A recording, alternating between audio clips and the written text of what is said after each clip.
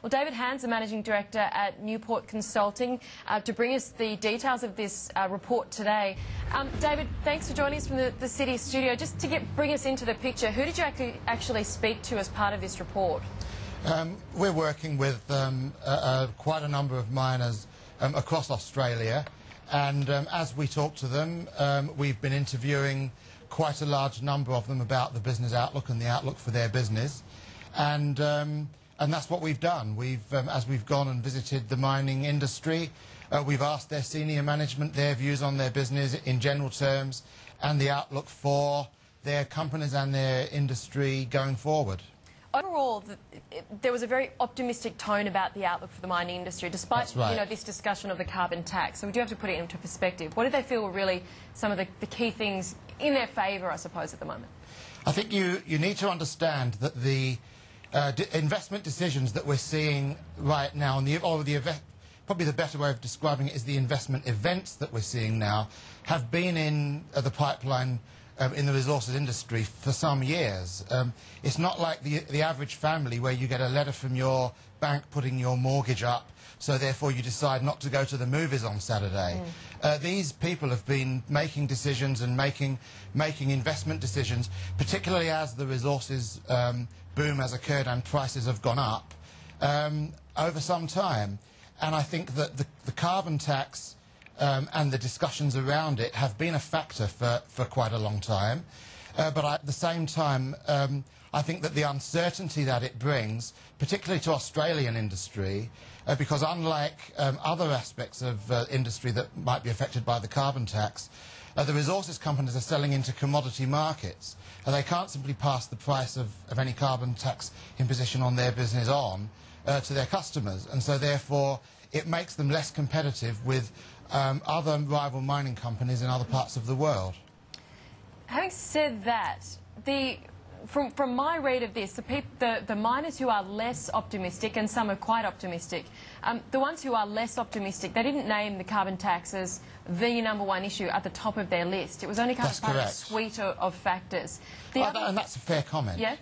Yeah, because increased costs was was that the top concern? Well, it is a major concern because as this investment is occurring in response to the high commodity prices, the investment that the resources industry is making is also driving up their costs. And one of the obvious areas, of course, is in their cost of people.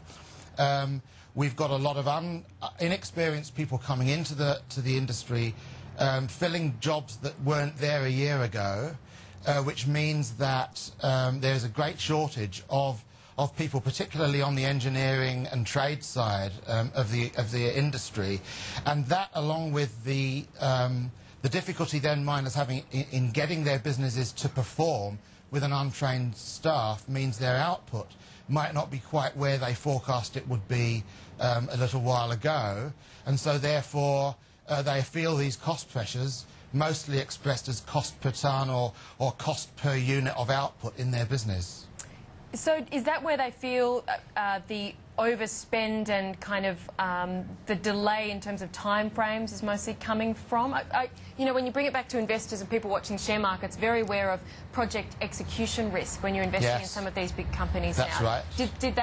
Did they bring it up in terms of project delays? Was that discussed much within the interviews? I think the issue is not about the projects that are occurring today. It's not about investment and projects that you see occurring, the large increase in capacity that the country is looking at over the next short period. I think what's going on here is the mood of the industry in relation to the next range of mining projects and investments that they may make. And bear in mind, many of these are multinational companies that have mining interests in a number of countries in the world, and not just Australia. And so therefore they would look at the next projects that they would begin to develop and say, well, is Australia the right country for us to be putting this money into? In response to your very good point, which is, you know, how can we give our investors confidence that we are in control of our business and it will continue to prosper and grow in the future? David Hand, thank you so much. We could talk for hours on that subject. We could, we have to leave it there for now. We appreciate your time today. Thanks. Thanks for having me on. Yeah, David Hand, Managing Director at Newport Consulting, with that new report out today. Up next, we'll take a look at the takeover tussle for Foster's.